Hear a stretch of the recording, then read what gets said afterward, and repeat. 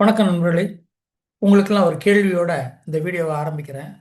ஸ்கூலில் first rank எடுத்த பையனும் முதல் மதிப்பெண் எடுத்த மாணவனும் இல்லை அந்த மாதிரி ஃபர்ஸ்ட் ரேங்க் எடுத்த மக்கள் எல்லாருமே வாழ்க்கையில் பெரிய வெற்றி பெற்றிருக்காங்களா? சந்தேகம். நமக்குள்ள ஒரு சின்ன விஷயம் கூட தெரியலாம். Front benchers and back benchers ரெண்டு பேருக்கு நடுவில் மிகப்பெரிய வித்தியாசம் இருப்பதை வாழ்க்கையில் பார்க்கலாம். ஃப்ரண்ட் பெஞ்சர்ஸில் மோஸ்ட்லி நல்ல படிக்கிற மாணவர்கள் 5 ரேங்க் உள்ள வர்றவங்க தான் மோஸ்ட்லி இருப்பாங்க. நல்லா படிக்காதவங்கனாலும் கடைசி பெஞ்சில் இருப்பாங்க. இப்போ ஃபர்ஸ்ட்ல இருக்கிற நல்ல மார்க் எடுக்கக்கூடிய மாணவர்கள் ஃபர்ஸ்ட் ரேங்க் எடுக்க போனால் நல்ல வேலை கிடைச்சி பெரிய அளவில் போயிருப்பாங்க. ஆனால் கடைசியில் இருக்கவங்க வாழ்க்கையில் அடிபட்டு உதப்பட்டு நிறைய விஷயங்களை கற்றுக்கிட்டு கொஞ்சம் பேர் சாதாரண சின்ன சின்ன வேலைக்கெல்லாம் போயிருக்கிறாங்க. ஆனால் சிலர் முதலாளிகளாக இருக்கிறாங்க, நிறுவனங்கள் ஆரம்பிச்சிருக்கிறாங்க, கம்பெனி ஆரம்பிச்சிருக்கிறாங்க. அந்த மாதிரி பெரிய கம்பெனியில் இந்த ஃப்ரண்ட்ல உட்காந்துருக்க ஃபர்ஸ்ட் ரேங்க் பீப்புளெலாம் வேலைக்கு வேற போயிருக்காங்க. இதனால படிக்க வேணாம், மார்க் எடுக்க வேணாம் சொல்லலை. ஆனால் யதார்த்தங்கிறத நிறைய பார்க்குறோம். இன்னொரு ஒன்று உங்களுக்கு தெரியுமா? வாழ்க்கையில் வெற்றி பெறுவதற்கு அதிக ஐக்யூ தேவையில்லைங்க. ஆனால் ஒரு விஷயம் கண்டிப்பாக வேணும். இந்த வீடியோ நீங்கள் முழுசாக பார்த்தா அது தெரியும். முதல்ல ஐக்யூன்னா என்ன? இன்டெலிஜென்ட் கோஷன் அப்படிம்பாங்க. வேகமாக யோசிக்கிற திறமை, கணக்கிடும் திறமை, பிரச்சனைகளை தீர்க்கும் திறமை, நினைவாற்றல், இதெல்லாம் சேர்ந்து. ஆனால் வாழ்க்கைங்கிறது ஒரு எக்ஸாம் ரூம் இல்லையே. வாழ்க்கை வேற மாதிரி இல்லையா? ஸோ வாழ்க்கையில் வெற்றி பெற இந்த இன்டெலிஜென்ஸ் மட்டும் போராது, ஐக்கியூ மட்டும் போதாது. பல புத்திசாலிகள் கூட வாழ்க்கையில் பல சிக்கலில் தவிச்சிட்டு இருக்கிறாங்க. ஆனால் சில சாதாரண மனுஷங்க அசாதாரணமான உயரத்துக்கு போயிருக்கிறாங்க, பெரிய அளவுக்கு போயிருக்கிறாங்க. ஏன்? இந்த வெற்றியில் உண்மையான ரகசியம் என்னன்னு கேட்டால், இந்த பல ஆராய்ச்சிகள் சொல்கிற விஷயம் என்னன்னா, வெற்றிக்கு மிக முக்கிய காரணம் எமோஷனல் கோஷன்ட். எமோஷனல் கோஷன்ட் என்றால் உணர்வுகளை புரிந்து கொண்டு நிர்வகிக்கும் திறன். அப்போ எமோஷனல் கோஷன் சொல்லலாம், எமோஷனல் இன்டெலிஜென்ஸ் சொல்லலாம், எமோஷனல் பேலன்ஸ் சொல்லலாம். இது உணர்வுகளை புரிந்து கொண்டு நிர்வகிக்கும் திறன். இதில் 5 முக்கியமான அம்சங்கள் இருக்கு. ஒன்று செல்ஃப் அவேர்னஸ், சுய விழிப்புணர்வு. நான் யார், என் பலம் என்ன, என் பலவீனம் என்ன, இதை கண்டுபிடிச்சவங்க வேகமாக முன்னேறி போயிடுறாங்க.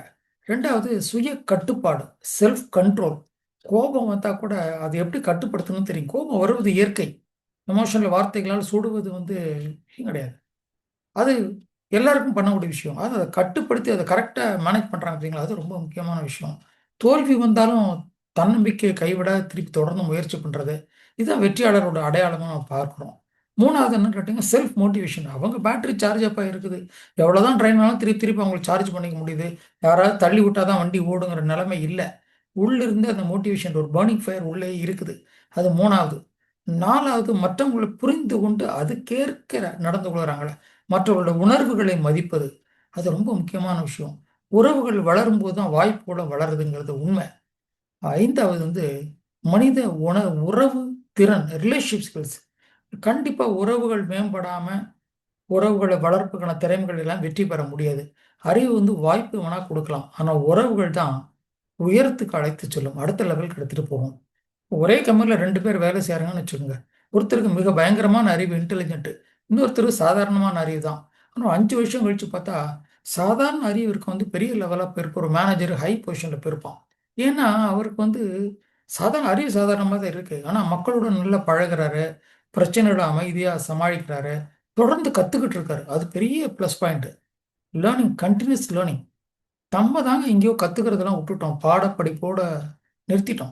காலேஜ் படிச்சோட நிறுத்திட்டோம். வாழ்க்கையில் இனிமேல் படிக்க வேண்டாம், ஆகா வேலை கிடைச்சிது அப்படின்னு நினச்சிட்டோம். இல்லை, don't stop learning because life never stops teaching.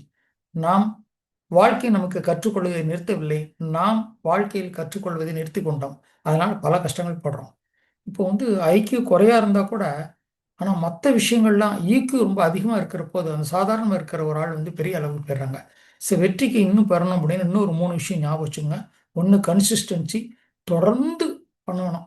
சின்ன சின்ன முன்னேற்றங்கள் பண்ண கூட போவாங்க, தொடர்ச்சியாக பண்ணிட்டு வரணும். ரெண்டாவது டிசிப்ளின், ஒழுக்கம். மனம் இருந்தால் தான் செய்வேன் அப்படி இல்லை, நீங்கள் செஞ்சாலே அதுக்குள்ள மனம் வந்துடும், அதுக்குள்ளான ரிசல்ட் நமக்கு கிடைச்சிரும். மூணாவது growth மைண்ட் செட். வெற்றி பெறுவதற்கான ஒரு மைண்ட் செட் என்னன்னு கேட்டேன். என்னால் முடியாது அப்படின்னு சொல்கிறது எல்லாரும் சொல்லிடுவாங்க. அது எனக்கு வராதுங்க, அது எனக்கு தெரியாதுங்க அப்படின்னு ஒதுங்கி ஓடுற ஆள் நிறைய பேர்.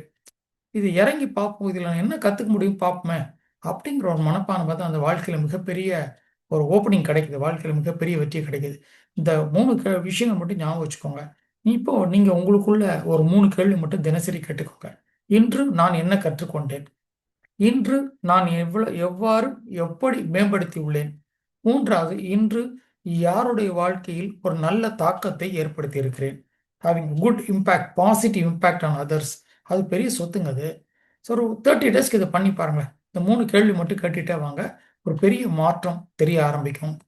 நண்பர்களே, ஞாபகம் வச்சுக்கோங்க, வெற்றி பெறுவதற்கு அதிக ஐக்கியூ வேண்டாம். என்ன வேணும்னு பார்த்தா சரியான மனநிலை, உணர்வு, நுண்ணறிவு, தொடர்ச்சியான விஷயங்கள், ஒழுக்கம். இந்த 4 விஷயங்கள் இருந்தால் மிகப்பெரிய வெற்றி கிடைக்கும். இந்த வீடியோ ரொம்ப பயனுள்ளதாக இருந்தால் லைக் பண்ணுங்க. இந்த மாதிரி வாழ்க்கையை மாற்றக்கூடிய வீடியோக்களுக்கு சண்முகா 1958 இந்த சேனலை சப்ஸ்கிரைப் பண்ணிக்கோங்க. கமெண்ட்ல ஒரே ஒரு வார்த்தை மட்டும் எழுதுங்க, நான் வளர்கிறேன். மீண்டும் சந்திப்போம். உங்கள் நண்பன் அரசு சண்முக சுந்தரம். நன்றி.